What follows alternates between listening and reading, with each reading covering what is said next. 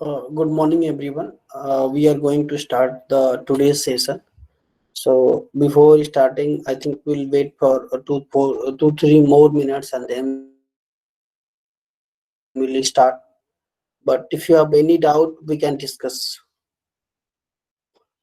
Many people are asking many things on the group. So if someone having any doubt, he or she can type in the chat box and I can try to answer the question.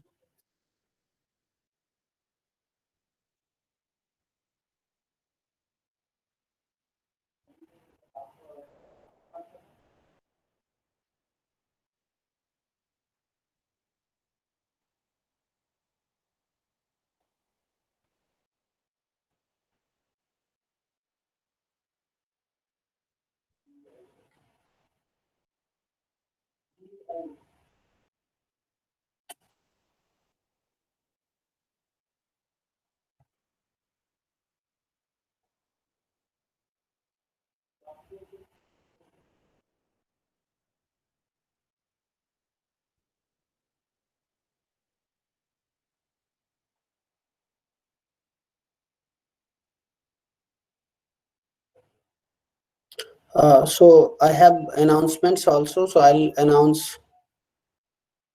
Okay. Of course, we will get all those material and recorded videos. After this FDP overs, I'll combine all those material as well as the video and share you a link. Maybe one day after this, I mean, Friday we'll be finishing. So maybe you expect from me like Saturday evening or maybe Sunday morning because I need to take all those material from all those speakers and I need to recheck my videos and then I upload it. So then I can share the link.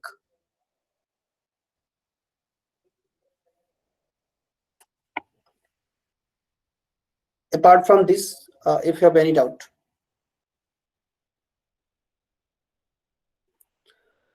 Okay. Till now, I have not received the PDF. That's why actually I wanted that uh, I will receive all the PDF. I'll combine it and directly send it. So there will be no confusion. I'll mark the PDF with day one, session one.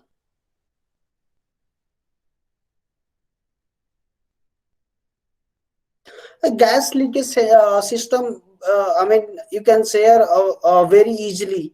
You need to have a gas sensor, and then you need to have a Arduino board, and the programs are readily available for the gas sensor.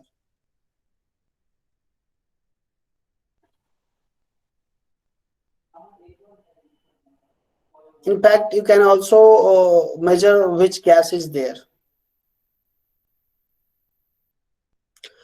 Okay, complexity level of the test. I'll be trying to be. I mean, the very simple test. I'm not here to judge you guys, right? It's only the. Have you been through all those lectures and all? Nothing more than that. I mean, and the pattern will be, of course, maybe multiple choice or maybe fill in the blanks. I'll ask the ICT people. Okay.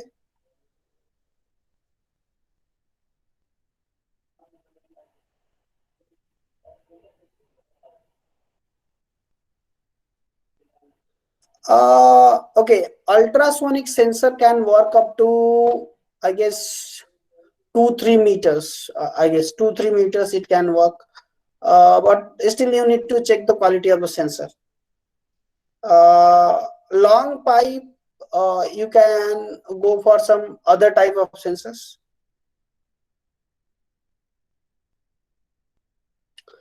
So I think I should start. Okay, I'll wait 1 more minute and then I'll start.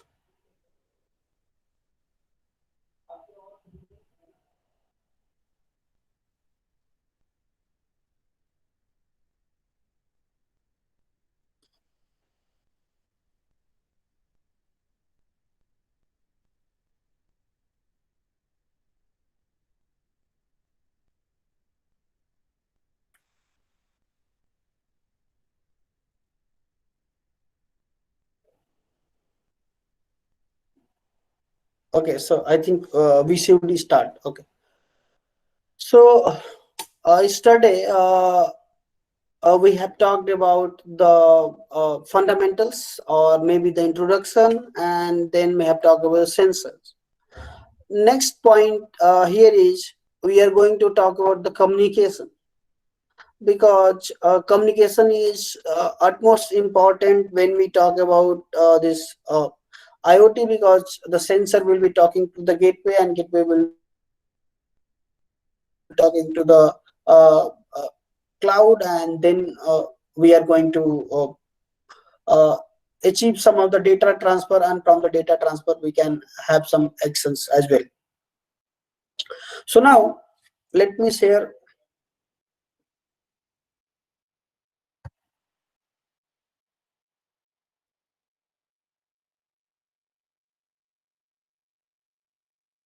Okay, I hope it is visible with all. Okay. Now consider the case when we want to communicate it, right? So of course we are going to communicate wirelessly. First of all, wireless communication will be there, right? One can question it, why we should have the wireless communication, right? So the answer is, you cannot every time lay down the wires, right? And in fact, the whole concept of the IoT is getting the data or the information from the places which are less accessible, right? So laying down wires is a difficult task, and generally it is not prepared. The same example that you cannot have the landline every time you can have the phone, mobile phone, right? So the answer of this question, why we have the wireless why uh, uh, we need to have the wireless communication, that is uh,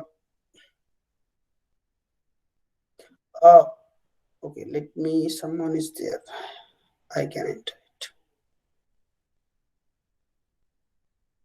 Okay, so first question I have answered. Next I'll talk about the type of communication. So depending upon the distance or the range, we can have two types: short range communication, and then we can have long range communication. Okay, so it means where are our sensor placed, and what is the distance between the gateway to the sensor one, or what is the distance between the uh, sensor to the local processing unit. Depending upon that, we can categorize into the short range communication, long range communication, right? Next will be uh, in short range communication, we are having many techniques, and for the long range also we are having many techniques. So long range communication we are going to discuss into the next lecture, that is from 12 to 1:30. In today's lecture we are going to discuss the short range communication.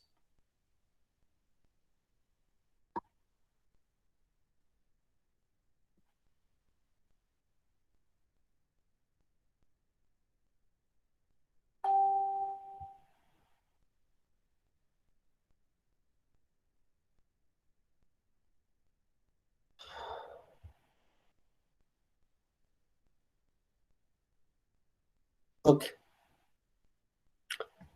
so we are going to discuss about short range communication.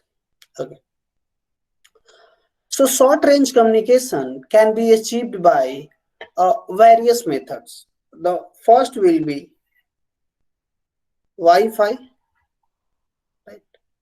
The second will be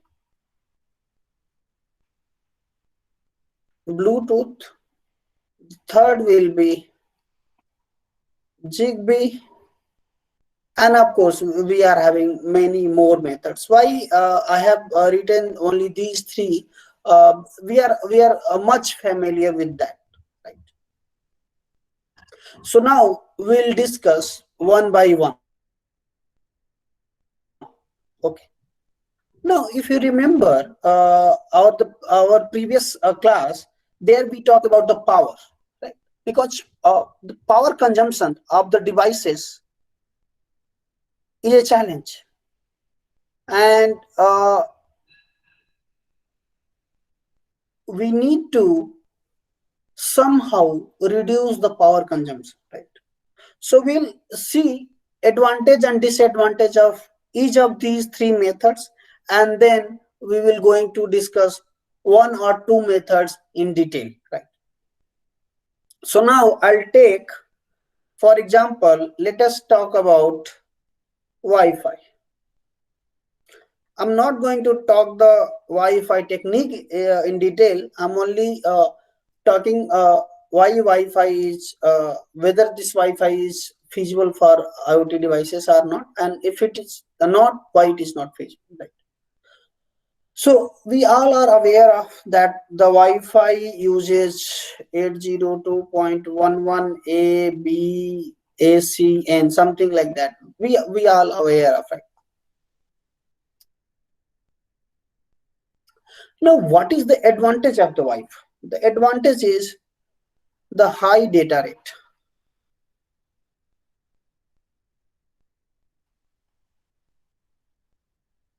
And what is the disadvantage is high power consumption.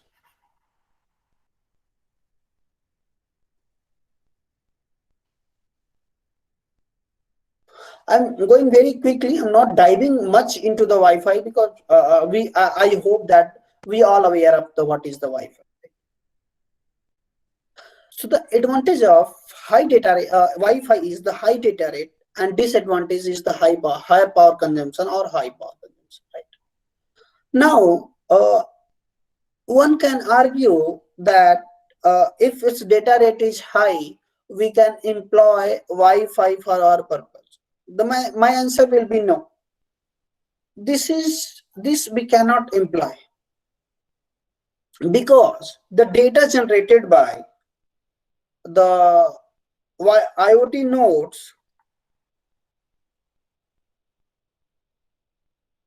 the data generated by IoT nodes are very small.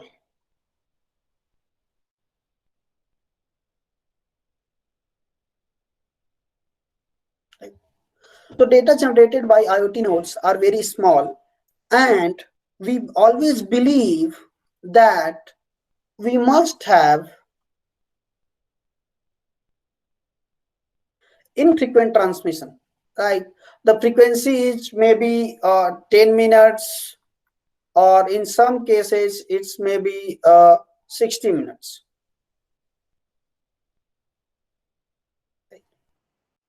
So we believe that in most of the cases, the IoT nodes generate a less amount of the data, and they are very much infrequent transmission, like the maybe frequency is 10 minutes or maybe 60 minutes. But remember the fact, I'm not saying this is true for all those IoT devices, right? So this you need to keep in the mind. I'm not claiming that this is true for all those IoT applications. I'll also discuss which are the application which is not possible when we will have the infrequent transmission of 10 minutes or 60 minutes. I'll also discuss the same. Now, so therefore, we don't want Wi-Fi to be connected for our IoT nodes. It may happen for the initial phase, or maybe for your lab experiment, you can use Wi-Fi. There is no problem at all. But this is not recommended when you are deploying large amount of the nodes and the other local processing units and the gateways to be uh, use the Wi-Fi connections, right? Next is the Bluetooth.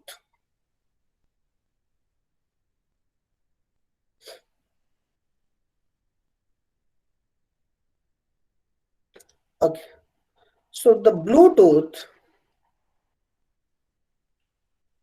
Okay, uh, I'll discuss the two things.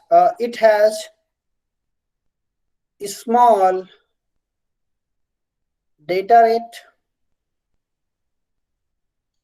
and a smaller, sorry, a smaller power consumption than Wi-Fi. Okay. Now, when we talk about the Bluetooth, Bluetooth has a small data rate. I'll compare a smaller data rate than Wi-Fi. Right. So it seems to be it satisfy our criteria because most of the IoT sensors generate a small data, as well as it has a smaller power consumptions. Right? So it believes to be suited for the our IoT application, and in fact, initially most of the IoT applications runs on the same Bluetooth, right? But what people have realized that there are two possible disadvantages of Bluetooth. The first and the second is pretty much obvious. The data rate and the power consumption. You can argue that I have already talked about that the power consumption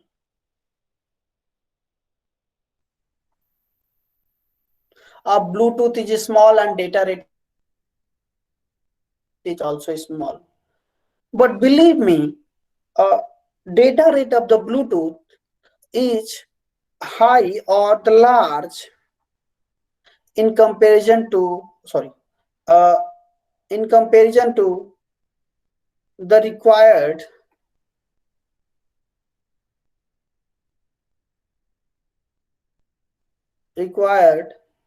data rate for IoT devices. Now you can argue if it is large, what is in harm, right? So the harm is still it has higher power consumption, right? So initially it believes to be it is having smaller power consumption. Yes, of course it still have the smaller power consumption than Wi-Fi, but yes, if you have any question, I request you to please switch off your mic. Okay, if you have any question, you can type. Let me finish this and then we can discuss. Okay.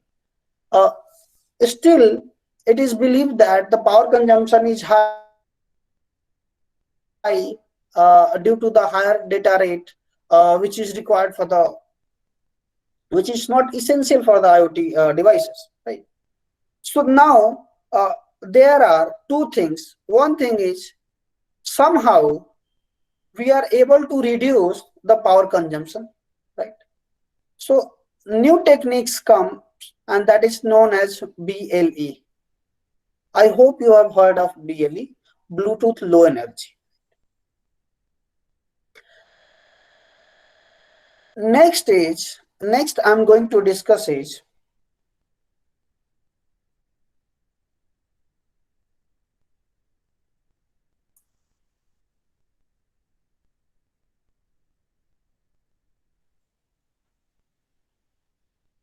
Zigbee. I hope most of you are aware of this term, or if you are not aware of, we can say like this is a new technique like Wi-Fi, Bluetooth, and this is for uh, IoT nodes. Now the Zigbee. The Zigbee is a technique which is having a smaller data rate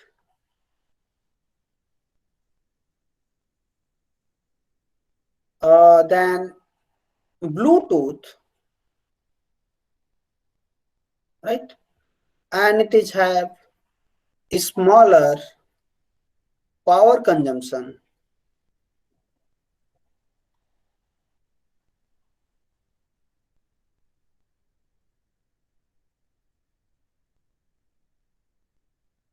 than Bluetooth, and it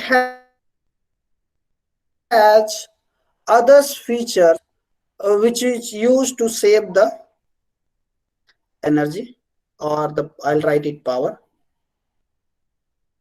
So we'll discuss in detail.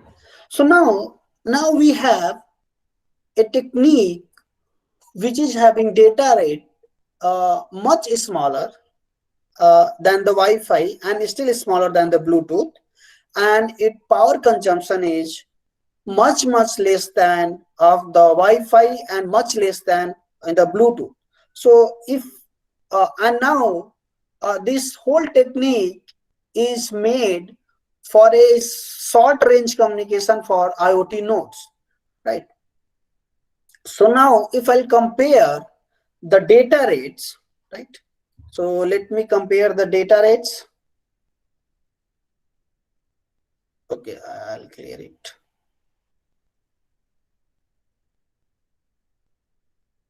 So let me compare the data rate.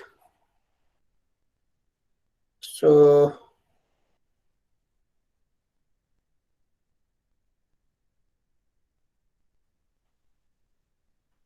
Wi-Fi,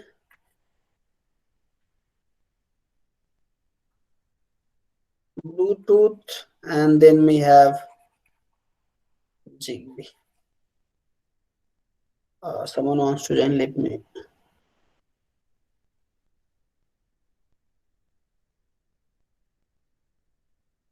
Okay, I'm sorry. Okay. Let me compare the power consumption.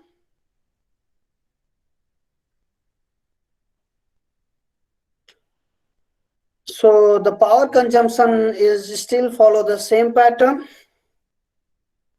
Wi-Fi, Bluetooth, and Zigbee. And as I told you that the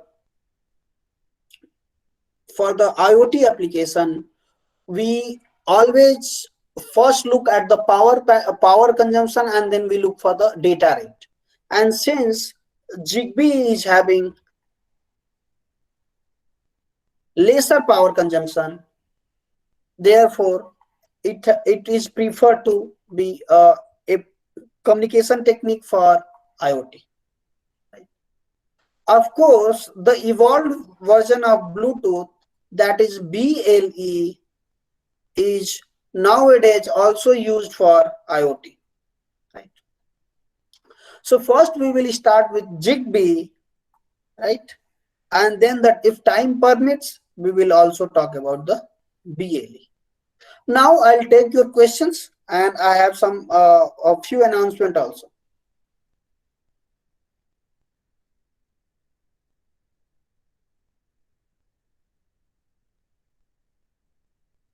Okay. If you have any question, please.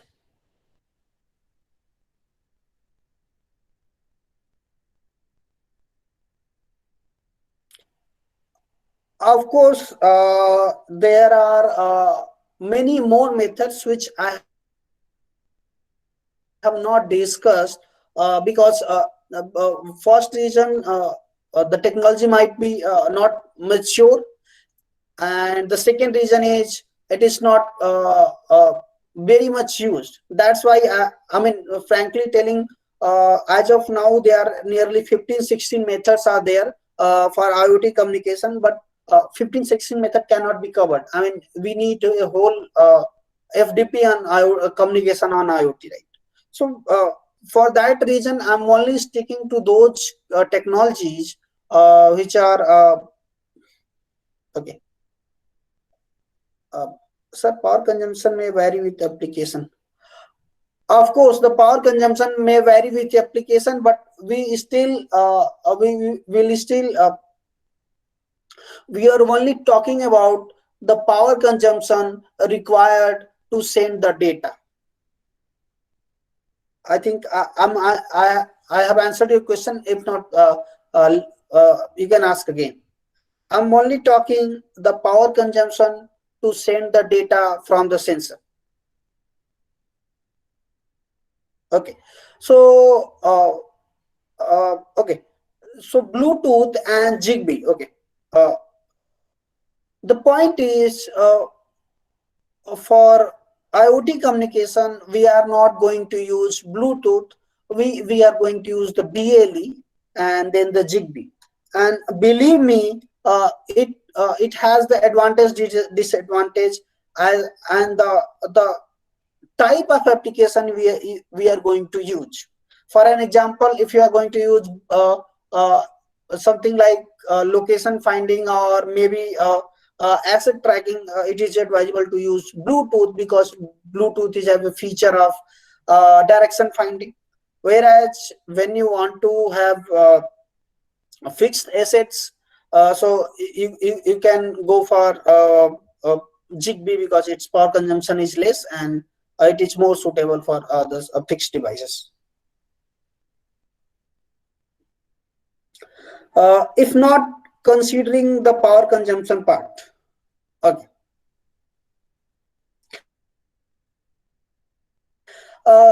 Rupesh ji, I think it is very complex question, because this BLE 5.1 also come with all those topology, like the which already that Zigbee have. So it is very hard to compare, but you need to choose according to your application, as I've already told you. Yes, BLE 5.1 is already there. It has a feature of direction finding, and mostly for the asset tracking, and for the indoor communication or indoor navigation, people are using it.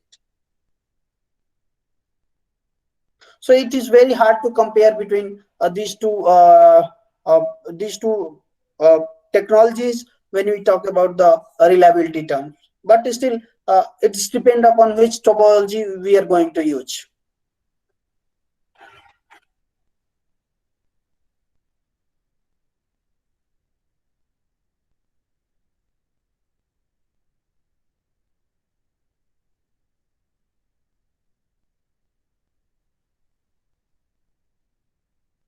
I think I have. I think, should I proceed for further, or if you have any question, please. I feel like I don't have any question. Okay. Now there are some announcements, right? So I am taking announcing in between, because it may happens that most of you left. Okay. So one announcement is people are asking about the certificates and all. They are sending me the personal message to me. Look, once you have registered on the Atal portal, and they are going to give you the certificate. What I am responsible is, I'm going to fill the attendance as well as your test marks. That's what I'm responsible for. And of course, the sessions are my responsibility. So people are asking about, okay. And one more thing I want to announce is, if you don't registered on the Atal website, Atal portal, and if you don't got the confirmation mail from my side, right, you are not going to get the certificate, because certificate is directly generated by the website itself, right? So it should not be like that I'm not getting the certificate, right? Certificate is not in our hand, right? So these are okay. One more thing I try to ask is, if possible, I mean, some of you can open your cameras so that I can take some of the snapshot. I was advised to take the snapshot. Initially I have not taken it, so if someone can open their cameras, if possible. I cannot force it, right?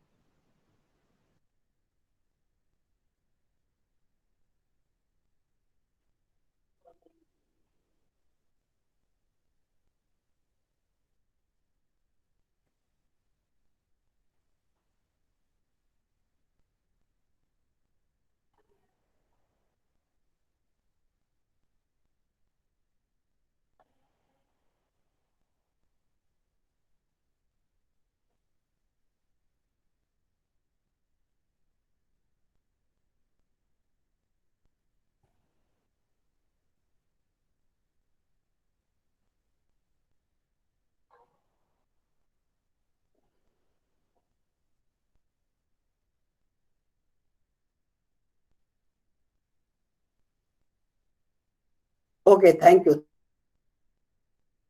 Thank you very much. You can switch off your camera if you want.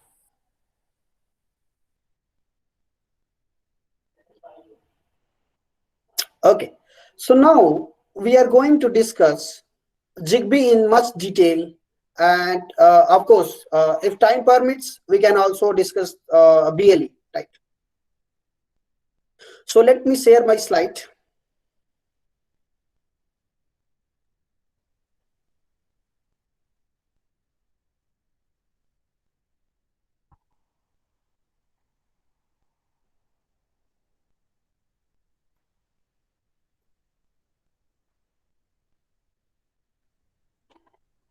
Okay. So the outlines of the Zigbee is, first we'll talk about what is Zigbee. I believe that most of you are aware of the Zigbee, but if someone remains, will of course we'll talk about the Zigbee. The second point, Zigbee versus other communication technique. Some points I have already discussed previously, but still for the sake of completeness, we are going to discuss, and then we'll talk about the Zigbee features, then protocols, then network, and of course the topology, because topology is very much essential when we talk about the reliability of the communication technique. And then of course we are going to discuss how to set up a Zigbee network. And believe me, still for the short range communication, people are using Zigbee. So we'll see that. I hope my PDF is visible to all.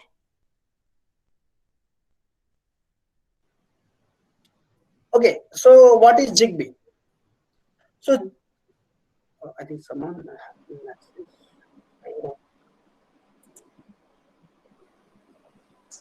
Okay, thank you.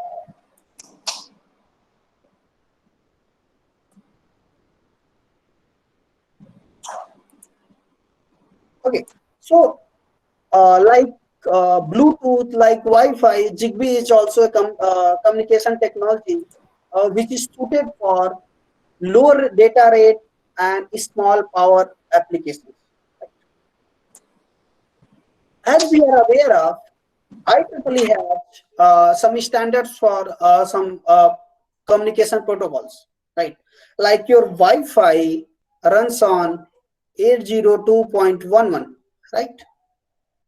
Similarly, the Zigbee runs on 802.15.4, and this is the IEEE standard set for personal area networks, right? The Bluetooth also work on the same 802.115.4.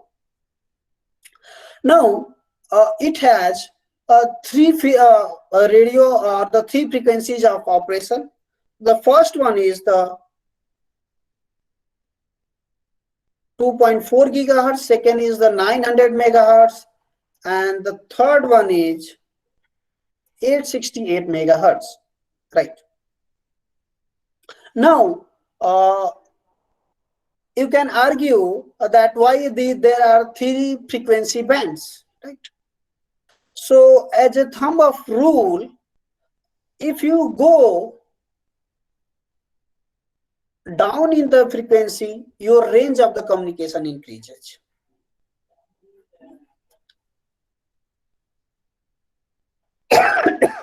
Sorry. Okay. And one more thing I just forget to tell you is this Zigbee, Bluetooth and Wi-Fi does not need any spectrum auction. That means you can free to use this spectrum anywhere, anytime, right? But there is a catch. In case of Zigbee, you might have seen 2.4 gigahertz, 900 megahertz, and 868 megahertz, right? The 2.4 gigahertz band, this band, is free everywhere. That means you can operate your device or your Zigbee device at 2.4 gigahertz everywhere in the world. But these two bands, 900 megahertz bands and 860 hertz bands, 68 megahertz band, they are free to some of the areas. Like in US, 900 megahertz is free, and in Europe, 868 megahertz is free. So if you design a device for 868 megahertz, you cannot operate on US, because US, the free frequency in US is 900 megahertz, right? So that's why there are three bands, and we need to use accordingly, right? So one question is how to choose between 2.4, 900, 868, right? Now, if your communication distance is short, we can go for 2.4 gigahertz band because it is free everywhere.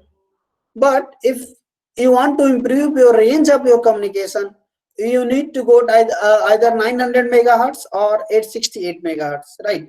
And then you need to see which country your application is designed for, which country, either USA or the European country. So if you're targeting USA, you go for designing 900 megahertz, and if you're targeting European countries, you need to go for 868 megahertz, right?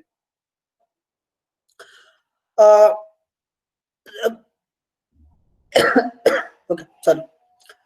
IEEE 802.15.4 is most suited for short range, low power communication, and it is basically used in home automation, medical devices, and other low bandwidth data collections.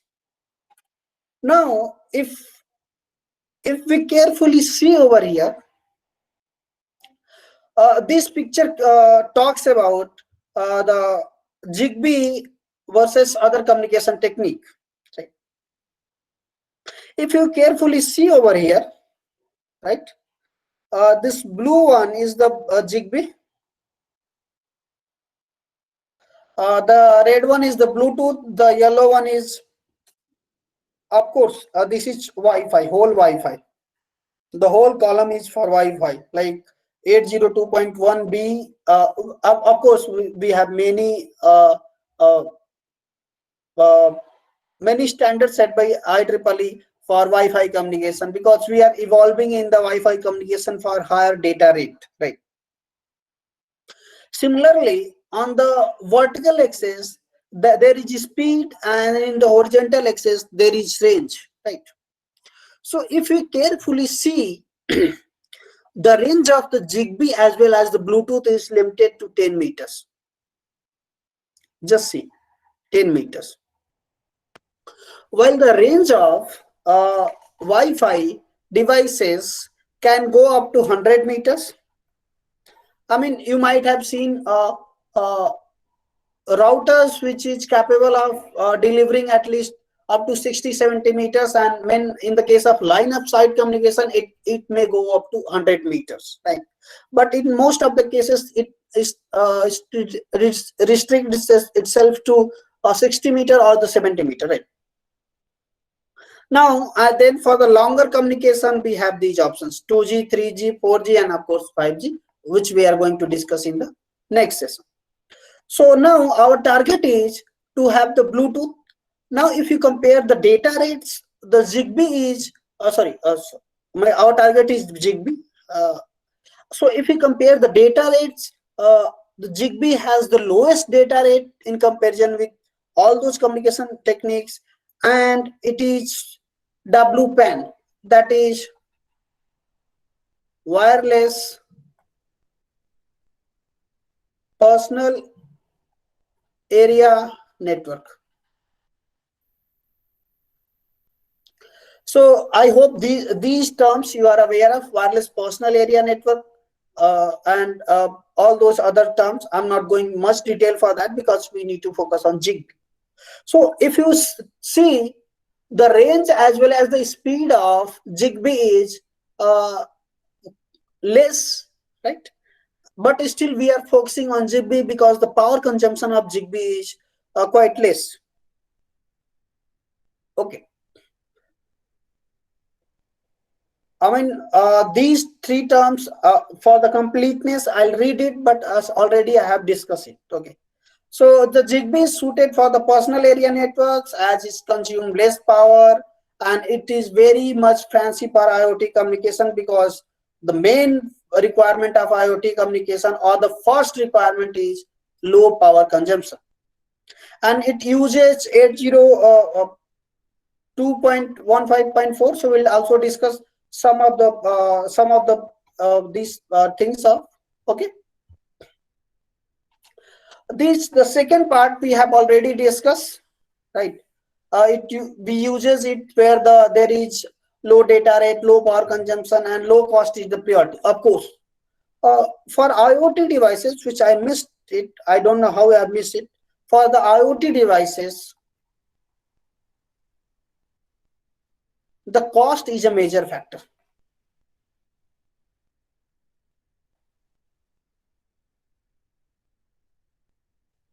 I don't know how I have missed it, but for IoT devices, the cost is major factor. And why cost is a major factor? Because we believe to have deploying billions of devices in coming years. So if cost is high, the whole device cost or the whole setup cost will go high, right? So we always believe that every IoT technology must be less in cost. Okay. Now we'll talk about, okay, the third point says the Zigbee network can have several nodes. Of course, we can connect, the whole motto is we must have large number of nodes to connect a Zigbee network, and Zigbee network is designed such that it can accommodate a large number of nodes, and these nodes either can they send the data or they receive the data, right? I'll talk about some of the Zigbee features. The security part I'll discuss in maybe on the maybe Thursday class. So I'll not going into the detail of the security, but I'll go with the other features, right? So the data rate. So the data rate of Zigbee depends on the which frequency you are going to use, right? When you are going to use 2.4 gigahertz for your communication, the maximum data rate can go up to 250 kbps. When you going to use 900 megahertz band, it is 40 kbps, and when you are going to for the 868 megahertz band, it is 20 kbps. Now one can argue which if suppose I'm living in Europe, so which frequency I need to use, whether I'll go for 2.4 gigahertz or whether I'll go for 868 megahertz. My answer is depending upon your application, how much data your IoT node is generating, and how much the range of our IoT nodes, right? If your data rate is required is high, you can go for 2.4 gigahertz. If your data rate is if the range higher range or long range is required, you can go for 868 megahertz. So depending upon your application, you can choose 2.4 gigahertz band or 868 megahertz band. Okay. Now the third point, if you see, the range varies from 10 to 100 meters, and in the previous figure, I have shown the range to be only 10 meters, right? So this is because line of sight communication can go extend the range, and if you use this lower frequency, your range can be improved, but still it only possible for line of sight communication. For indoor situation, the range cannot be can never be 100 meters for a Zigbee communication. Next is the cost. If you compare the cost of a Bluetooth device with the cost of Zigbee device, the cost is nearly half. It can connect up to 256 devices. So these things you need to remember, right? Data rates, this how many devices it can connect with the network. Of course, these things I have already discussed, the power requirement. Okay. The next one thing is it can work with star mesh and tree topology. I hope that most of you are aware of the star mesh and tree topology, but still some of the topology I'll be discussing. Right. Of course, the reliability of Zigbee is very much high. The deployment is very easy, and there is a technique, route optimization, and the route optimization, the overall reliability of the system or the network can be improved, right? So these are the Zigbee features. Okay, I'll stop for a moment and I'll take some of your questions, and then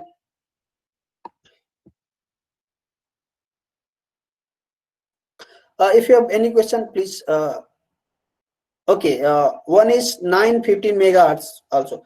Okay, the 900 megahertz band is like it's a term which is used for 915 megahertz also, right? So it is very similar, 900 or 915 megahertz.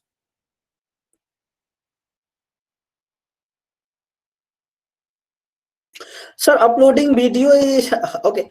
I'm just saying, sir, we will be uploading everything. First, I need to refine the video and as well as the PPT, because every PPT we need to put the some of the references, right? So, of course, we need to have a Zigbee device, which is work very fine with the Arduino.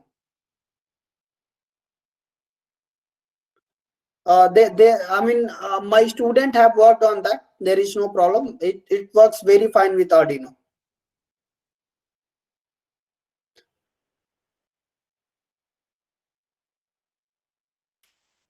If I have any, okay, of course, the security we will talking in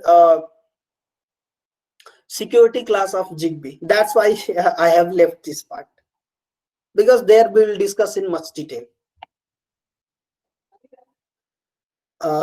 antenna device is there for Zigbee. Have you talking about the antenna device? Dr. Samiran, have you talking about the antenna devices?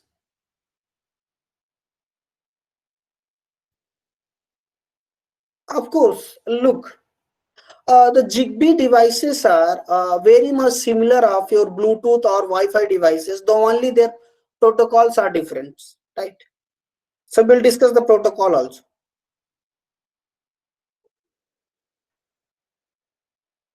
So I hope there is no more question. I can move forward.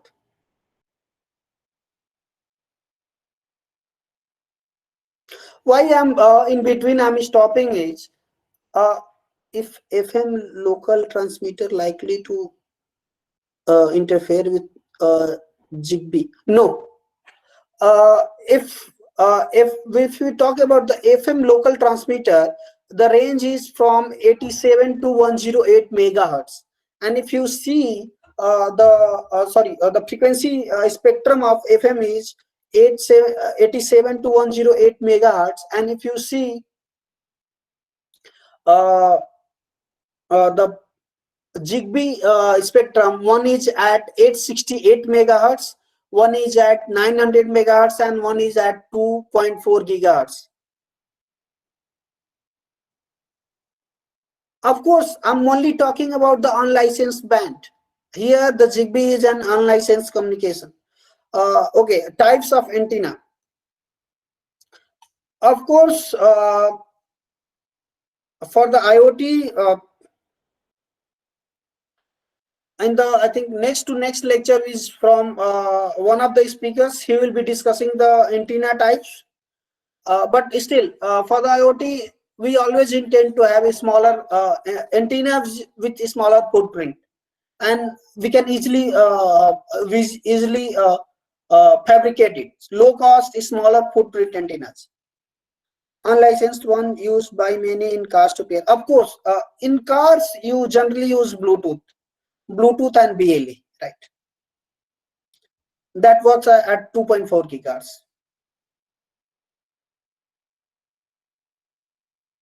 I think there is no more questions, so I can go for the presentation.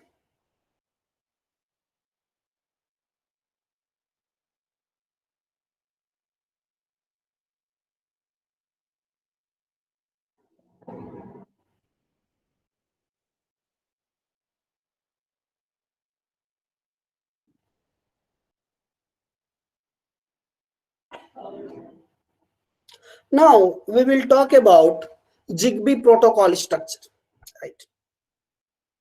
So I hope you all are aware of the OSI model, right? I hope that we all are aware of OSI model of communication. There we have the seven different layers, and the each layer, I mean the lower layer serves for the upper layer, right?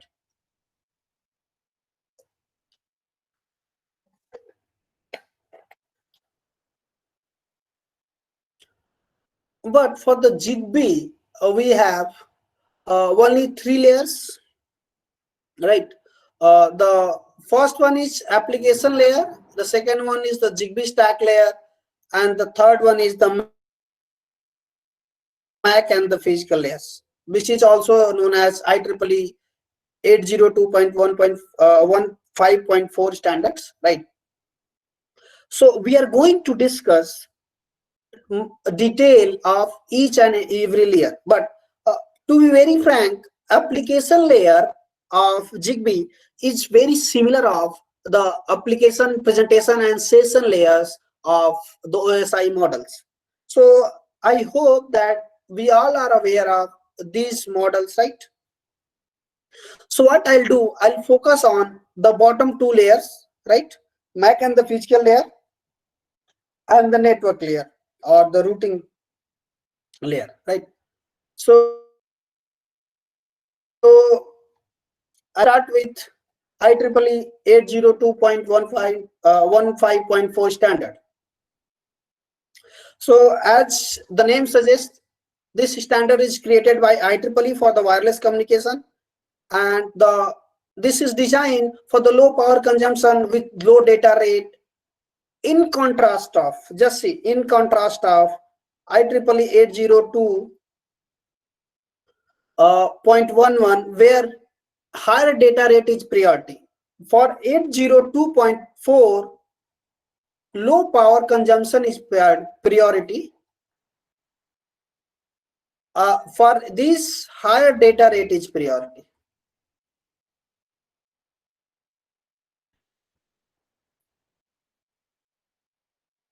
Right.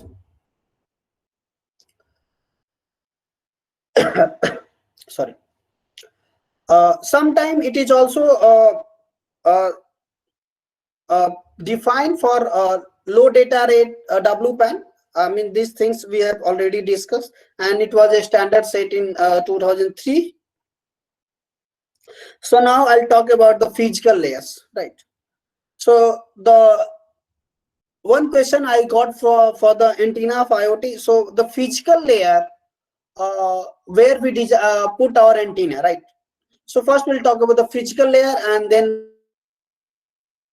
we talk about the MAC layer and all, right? So as we have discussed, it operates on 3 bands or the 3 frequency spectrums. One is 2.4 gigahertz, another is 900 megahertz, and the third one is 868 megahertz. So there are channels, there are number of channels as defined. Like the channel has started with for, let us say, 868 megahertz. So it have one channel of 20 kbps, having data rate of 20 kbps, right, and name as the channel 0. Similarly, the 900 megahertz band or 950 megahertz, it have the data rate of 40 kbps and 10 channels, 1 to 10. And next one is 2.4 gigahertz communication, and it has the data rate of 256 kbps, and it's have the channels of 11 to 16, right? So now we have the channel from, let us say, let me hide it.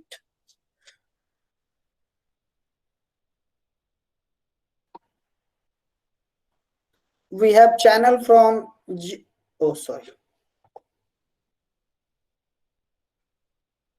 0, 1, 1 to 10, then 11, oh sorry,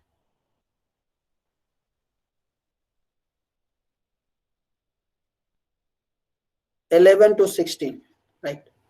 So if you just see, we for Zigbee we have a total how many channels? 17 channels, right? So by seeing the channel name itself, you can see on which frequency range it operating, right? Like suppose one of the engineers talk about that my Zigbee is communicating in channel number of, let us say, 8, channel number 8. So we can definitely see, okay, it is transmitting in, or it is operating on 900 megahertz band. Similarly, if it say that it is operating at channel number 15, so it will be operating at 2.4 gigahertz, right? So I hope this is clear.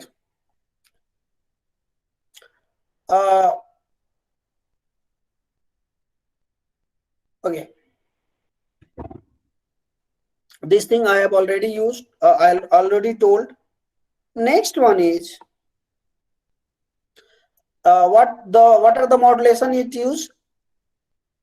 DSSS and QPSK, OP, offset QPSK, double sideband suppressed carrier. Sorry, but in China and Japan, they use different techniques. So I have not talked about the China and Japan, right? So they use these of the frequency band. China uses 3 frequency band for their Zigbee application, and Japan uses 950 to 956 megahertz band. In fact, in most of the countries, this 930, this 430 megahertz band is free. So you might be seeing many antenna engineers or many antenna researchers.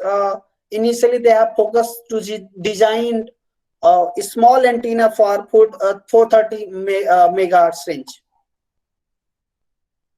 Now we'll talk about the MAC layer. So we have discussed the physical layer. Now we will talk about the MAC layer. So the MAC layer of ZigBee is also known as IEEE 802.1.15.4 MAC. So the MAC layer defines how multiple radio operate in the same area will share the airways, right?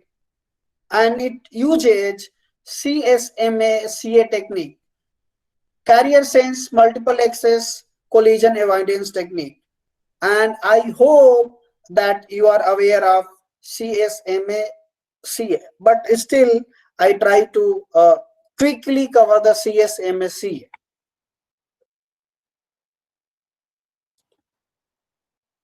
So let me share my Jambo board and then we will discuss it.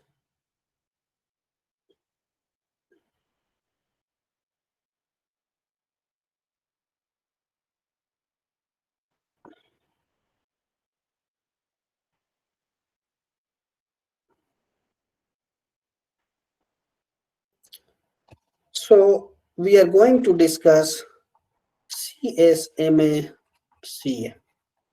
carrier sense multiple access collision avoidance, right?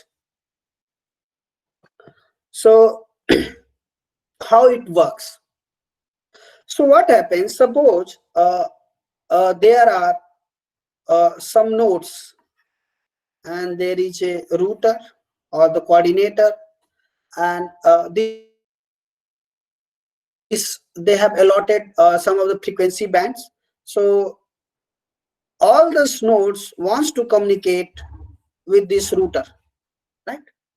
And they want to send the data or either receive the data. Let us say they want to send the data, but if they start communicating at the same time, and if they uses the same spectrum or the same band, there may be a collision, right? And this collision may not be known to these nodes, because what they see, they send the data and wait for the acknowledgement, right? But they are not aware of there is a collision. So to avoid this collision, one thing is called CSMA-CA, right? That is carrier sense multiple access. That means before sending these nodes, what they do,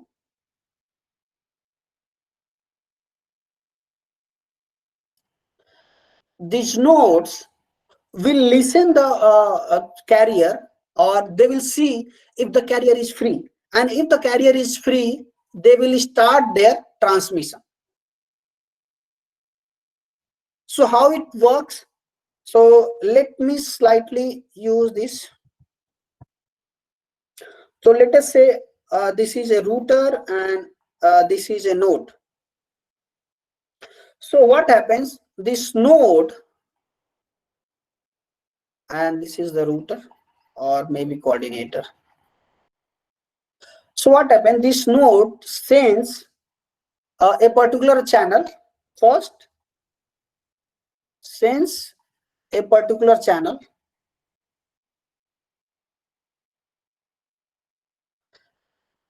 If it is free or busy, right? So if it is busy, it waits for a random time. If it is free, then it start the communication, right? If it is free, then it will start the communication. Now how communication will start? Once this node find that the channel is free, it will send a command that is known as RTS. request to send. Now, there may be two options. This router can say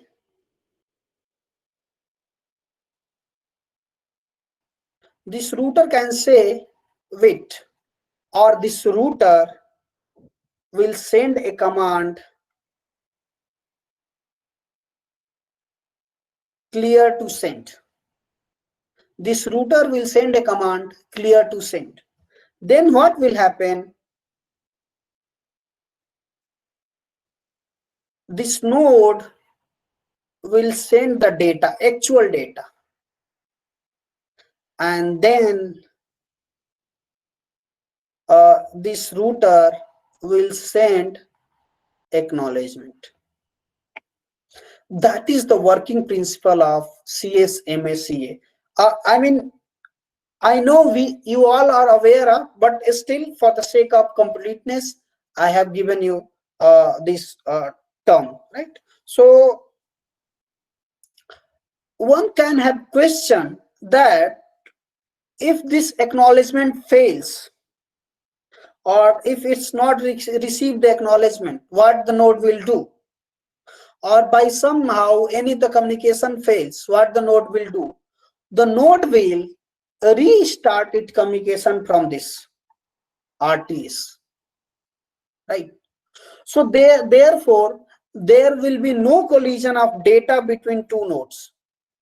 Data will never collide from two nodes. Only it may happen that the RTS can collide, but data can never be collide for CS/MA/CA. That's why this technique is much preferred in wireless access.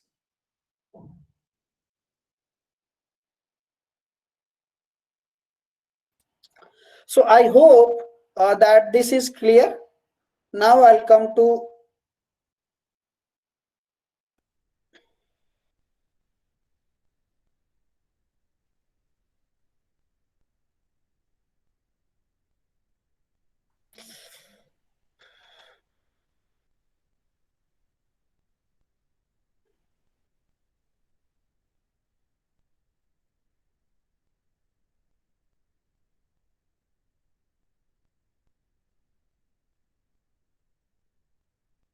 okay.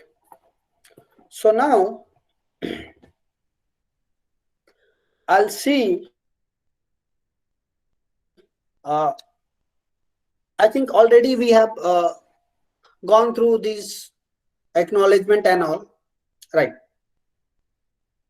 Now what happens when it does not receive an acknowledgement, right? So what will happen if you suppose there are nodes, like suppose there is a transmitter and there is a receiver. So their MAC addresses will communicate with each other, right? So suppose transmitter sends a data, right, and wait for the acknowledgement. So transmitter send the data and wait for the acknowledgement, and if there is no acknowledgement from the receiver end, it will try for set number of times, right? And after trying set number of times, if the transmitter will not receive any acknowledgement from the receiver, it will declare that the transmission is unsuccessful, right? Okay, one more thing I want to highlight is this point, right? Once the MAC sends receiver MAC send a acknowledgement, that only guarantee that the data is reached up to the MAC layer, right? But it does not guarantee that data is correct, because it may happens that due to the processing limitations or other factors, the upper layer, which is network layer as well as the application layer, cannot process the data, right? Now I'll talk about these device types, right? So there are two types of device. One is uh, full function device, FFD, and reduced function device. These two terms you need to remember, FFD and RFD. Basically, in case of 802.1.5.4, we have two types of devices, FFD and RFD. So as name suggests, FFD performs all those operations like network management, coordinator. It can work as a coordinator, it can work as a router. Okay. But RFD, that is reduced function device, can only work as leaf node, right? It cannot work as a router, it cannot work as a coordinator, right? But if you can say, if it cannot work, it is reduced function device, what is its advantage? The advantage of RFD is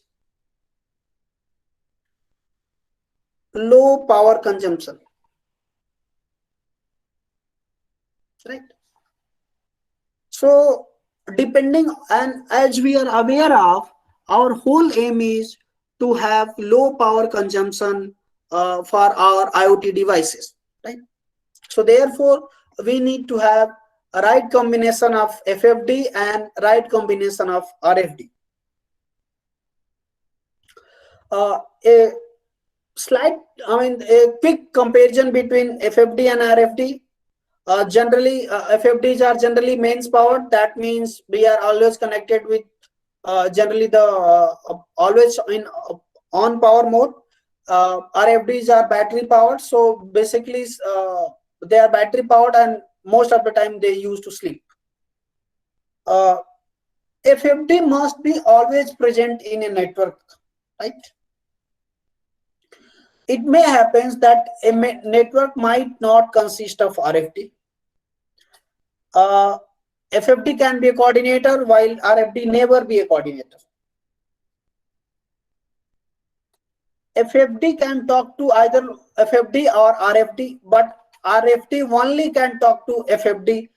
RFD cannot talk to another RFD. These things you need to remember. RFD require RAM and is smaller RAM and ROM services, and of course the power requirement of RFD is quite small. So here we will talk about the Zigbee networks. I'm slightly going fast because we are running out of the time. So okay, so there are three logical devices in Zigbee network. The first one is the coordinator, the second is the router, and third one is the end devices. So here, these can be only FFDs. This can be either FFD or RFD, right? I hope you understand. So now we'll talk about the responsibility of each of these devices, right? So first I'll talk about the responsibility of network coordinator. So the network coordinator is having responsibility of managing the network, creating the network, assigning the channel address, adding or deleting a node, right? A Zigbee network can have only one coordinator. Please remember, in a Zigbee network, you cannot have more than one coordinator. This part we have already discussed, that Zigbee is the coordinator is main power supplied, and usually it is a fixed position.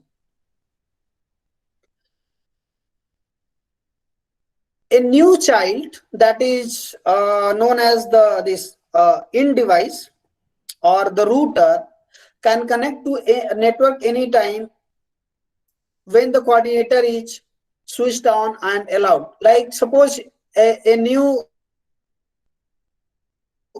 node wants to connect to that particular network. For that reason, the coordinator must be switched on, and the second point, it allows that network node to be connected. Now, suppose if many nodes are connected to a coordinator, and if a power fails at the coordinator ends, what will happen? If a power fails at the coordinator ends, all those nodes which are already connected to that coordinator will work fine when power resume, but in between, when there is no power, no new node can be connected to the network.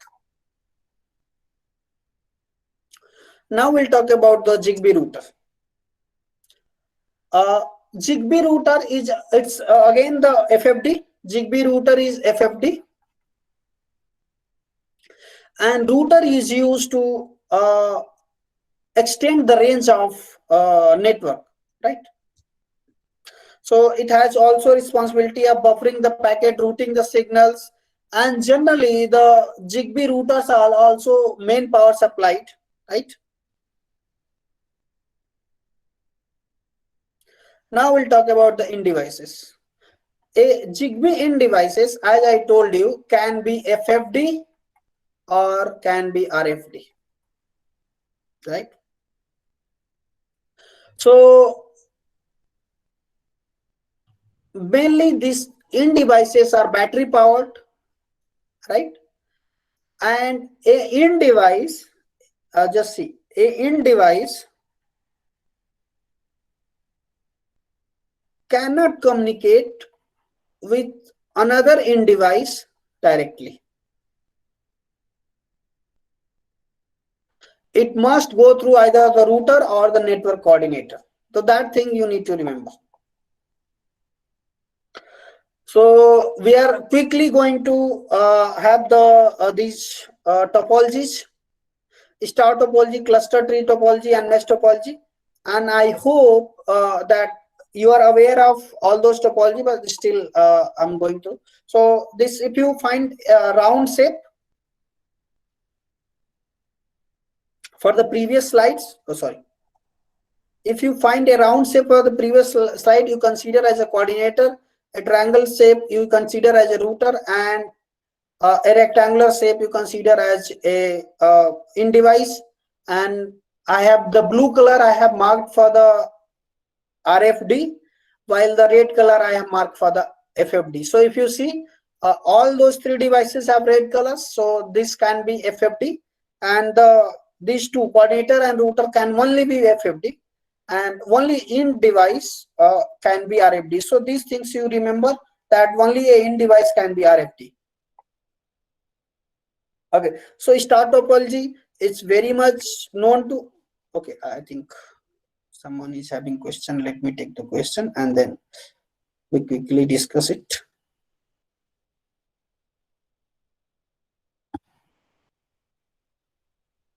What is FFD and RFD? Okay, I have already discussed, but still I'm trying to answer you. Okay, no problem.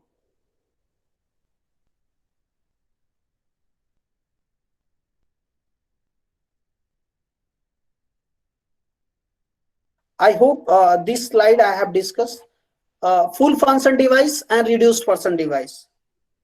I hope, I think you might have missed this. There is no problem at all.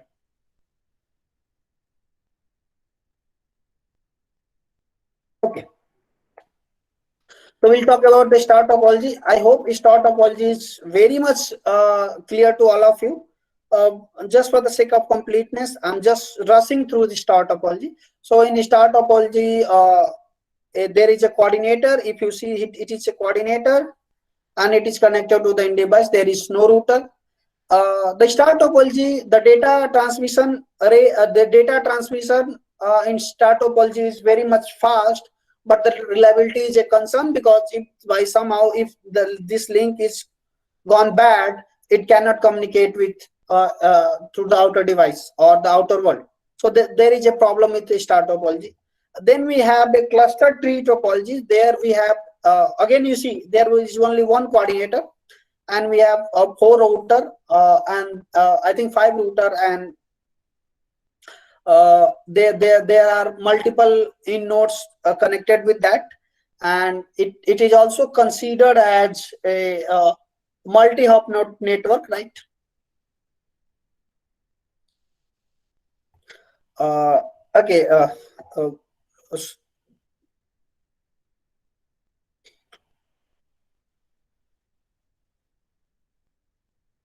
okay. Some of the things I need to discuss is, suppose this in device want to communicate, so it can only communicate with its parent. I'm considering this in device to be a child and this router to be parent, right? So any in device or any router can only talk to its parent. It cannot directly talk to other parents or the other node, right? So suppose this in device wants to talk to this, sorry, this in device, right? So what it do, it talks to its parent and then the parent to the data to itself. Otherwise, suppose it this in device what is happening, wants to talk to this in device.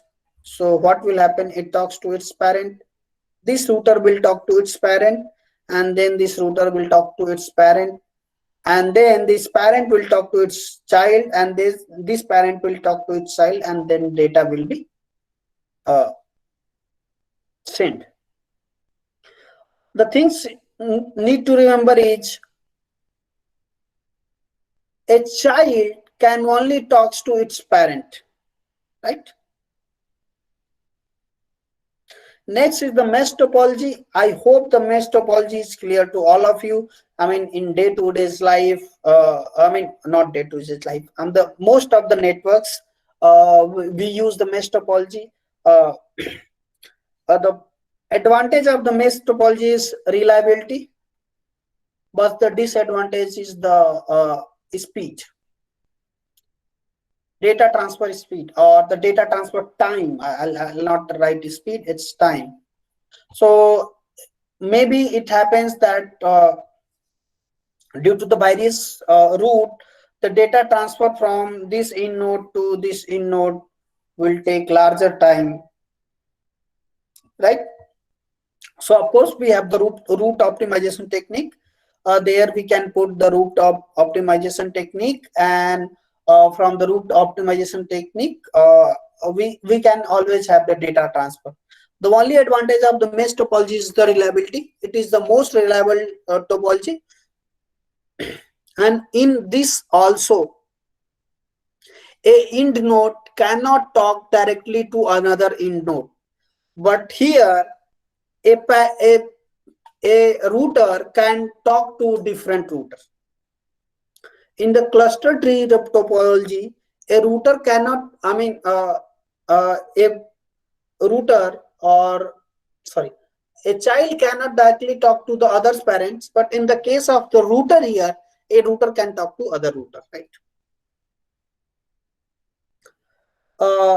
This, I'll come to the access technique.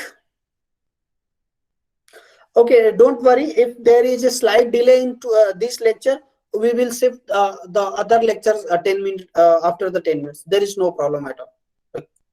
So we have the access technique. So there are two types of access technique. One is called non-beacon access, and the second one is called beacon access. Right? So in non-beacon access technique, any node can transmit anytime. And if it sends that if the channel is idle, it is start transmission. But it may happen, there may be a collision of RTS. Right? There may be collision of RTS because two of the nodes started the transmission at the same time, so their RTS may collide. In the beacon access, okay, before going to beacon access, I was missing a point. So what happened? The nodes itself does not know whether a collision is occurred or not. So therefore, the coordinator must be switch on all the time, and therefore in this case a coordinator necessarily is connected to the main power supply. In the beacon access, what happens? In beacon access, node is allowed to transmit only within a designated time slot. So how the time slot is designated? And if the nodes are only transmitting a designated time slot, it is very unlikely that there is a collision, right? So what happened? The coordinator in this in beacon access generate a super frame, also known as the beacon frame, and in the super frame itself the time slot of each and every node is designated. So to do that, what will happen? All the nodes will synchronize their clock with the coordinator clock, right? Now what happened? Once a node is allocated a slotted time, this node is only allowed to either transmit or the receive in a specified time slot. It cannot transmit beyond those specified time slot, right? What happened? In a beacon access, a node will wake up just before its time slot, transmit it or receive it in its appropriate time slot, and then it go for the sleep, right? And in this case, a coordinator may also sleep if it's find that a particular time slot is not allotted to any node. Okay, quickly setting a Zigbee network. So how to set a Zigbee network? So what happens? There is a coordinator. What coordinator does? The coordinator scans the channels, and if it's find a free channel, right?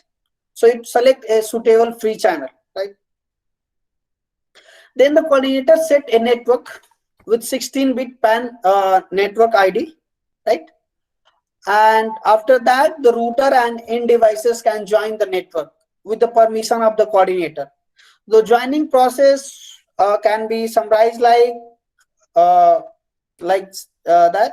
A new device scan all the channels, look for active network. If device finds the router and the coordinator on the same network, it will prefer the parent with stronger signal and tries to connect. Okay, the second point is quite important. Suppose there is an end device, right? And there is a coordinator and there is a router. So if it scans, it finds that there is a router available and there is a there is a coordinator available and there is a router available. So to whom it should connect? So to do that, it will sense whose signal is stronger, right? So the either router signal will be stronger or the coordinator signal will be stronger, and then the end device decides which signal will be stronger. It will select that either router or it can select the coordinator. Then it sends a message, can I join? So a prospective parents either maybe this router or maybe this coordinator can allow the end device to join, and after the joining it will allocate its address to its child. Like I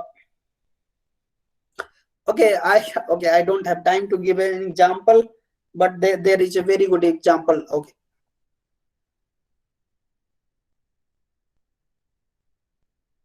Okay, the coordinator is responsible to configure the network. Already we have discussed, right?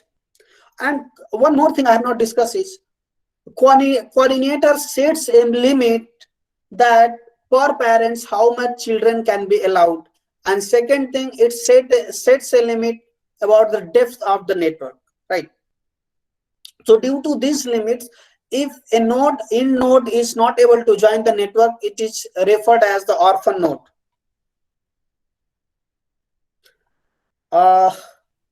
Zigbee addressing scheme, a MAC address, network address, and a name. So the MAC address is 64-bit MAC address, and it is also known as IEEE address. So the network address is to identify the particular device in that network. One thing you need to remember is the coordinator will always have this address 0x0000, right? So there are two type of communication. There is called unicast and broadcast. Unicast, that means it is only targeted to some of the devices, and in the broadcast it is targeted to all those devices. So what happened in unicast? The MAC layer header consists of the addresses of those nodes which we are targeting, and in the broadcast the MAC layer have a destination address of 000xFFF. That means it will be delivered, the packet will be delivered to all those nodes. We'll also have the option of name, so we can put names for up to 20 SI characters. And the advantage of name is if you want to categorize any type of device, so you can by only selecting those names you can characterize. Like suppose you want to select a sensor, so if you name it SNS, and if you select SNS, so you can tell how many sensors are connected with your this particular Zigbee network. Sleep mode, basically sleep mode is very much essential to Zigbee devices because they sleep for most of the time to save their power, so such that their battery life is long or the large. So if what happens, there is a pattern of sleep. The child sleeps, and if there is a message directed to that particular child, the coordinator or the parent store the message, and when the child wake up, it deliver that message to like very much similar to the old age home where the parents receive a call from another parents that so my child wants to talk to your child. So something like if the child is sleeping, the parent convey the message. Similarly, same. There are two types of sleep: cyclic sleep and pin sleep. Cyclic sleep means it is having a specified time. So in that time slot, it need to transmit or receive. Suppose a node there is 10 minutes of sleep. So what will happen? At 0 minute, it will send or receive the signal, and it will sleep for 10 minutes. Pin sleep, that means it will sleep until and unless that a particular pin is set high or low, depending upon what we are following. These are the references I have used. Okay, thank you. I think I should take the question. I already run out of the time. Let me see.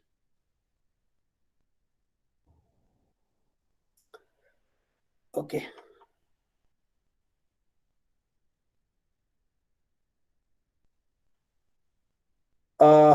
Okay. I can take the questions. So I can take some of the questions. Okay, 3 addresses: MAC address, network address, and the name. A reason for one FFD coordinator in Zigbee. Okay. I'll give the same reason because the coordinator is managing all those operations of the network. So if there are many coordinators, there may be conflict because a child may be assigned different time slot by one coordinator, and a child may be assigned different time slot for the one coordinator. So there may be clash. 3 addresses I have already given you: MAC address, network address, and the name. If I have any question, please. We can discuss for 5 minutes, no problem. The next session I'll start 10 minutes late, no problem at all. But still, I need to discuss it. Okay, how name to be addressed? Okay, basically, okay, it cannot be a unique address. Of course, I'm agree with you. It cannot be a unique address, but sometimes that name plays a crucial role when you want to select a similar type of device in your network?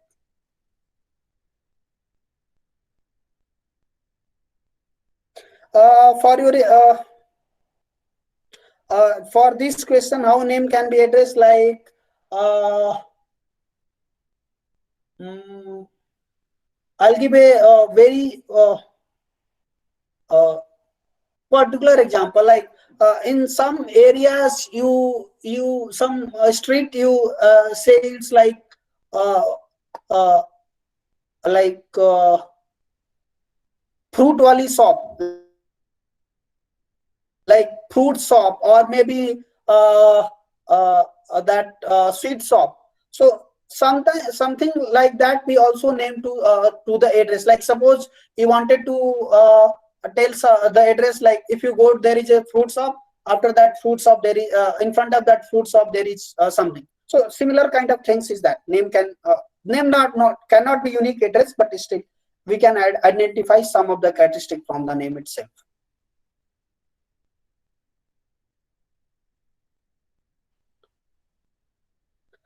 Okay, setting of a Zigbee network once again. Okay, no issue. I'll explain. No issue. So okay, what happens? This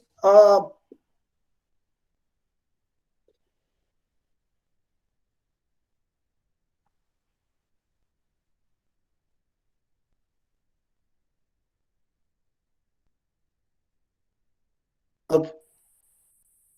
So you want that I should speak about the setting of a Zigbee network? Okay, no issue. So what happened? I'm just going step by step. What happened? First, to set a network, there must be a coordinator, right? Like to conduct an FTP, there is a coordinator, right? Similar like that. So first, to set any network, there must be a coordinator. So what is the first job of the coordinator is, it scans the available channel or suitable channel. And suitable channels are what? Those channels which are free. So what happens, once a coordinator find this particular channel is free, then what it does, the coordinator sets a 16-bit PAN ID for that particular network. Once it sets a 16-bit PAN ID, after that, either router or in-device can join the network. To join the network, the router as well as the in-device must need a permission from the coordinator, right? So after the permission from coordinator, the router and the in-device can join the network, right? Next, what happened? To join the network, the devices, which is router and the in-device, will scan all the channels which are active in that network, right? So for already network is set by the coordinator. New device will scan those channels in the active network, and the new device can either join a router or a coordinator, right? So it will sense which signal is stronger. So upon finding the stronger signal, it can either join a router or join a coordinator, which is already joined to that network. Now the new device send a message, can I join, to its parent, right? Or to whom it's targeting, right? So what happened, once the parents see there is a new device wants to join to the network, so it allow that particular device to join it, and then it allocate a address to the new device, right? The MAC address of new device is already there. It generally allocate a network address to that particular new child, right? Okay.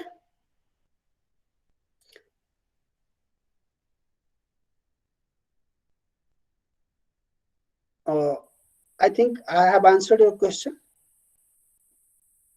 Okay.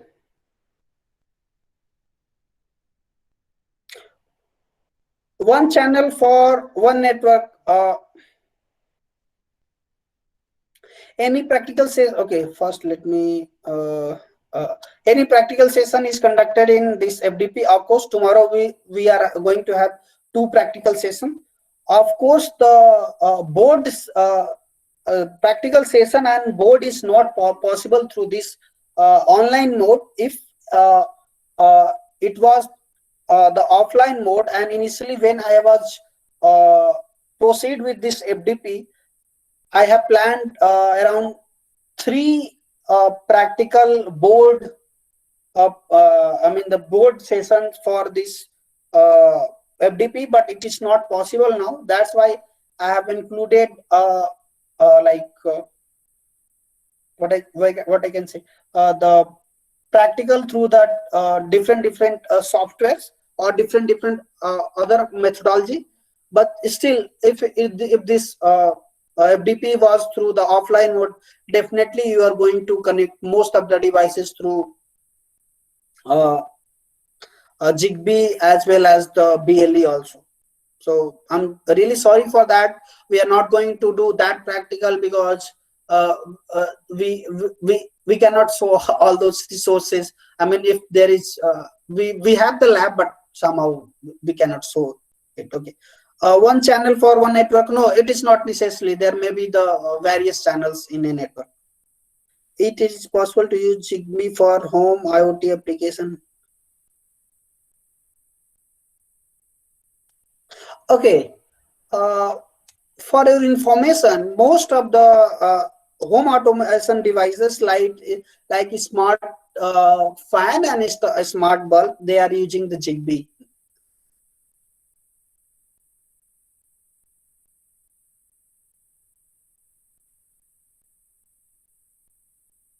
Okay, if you have any question, please.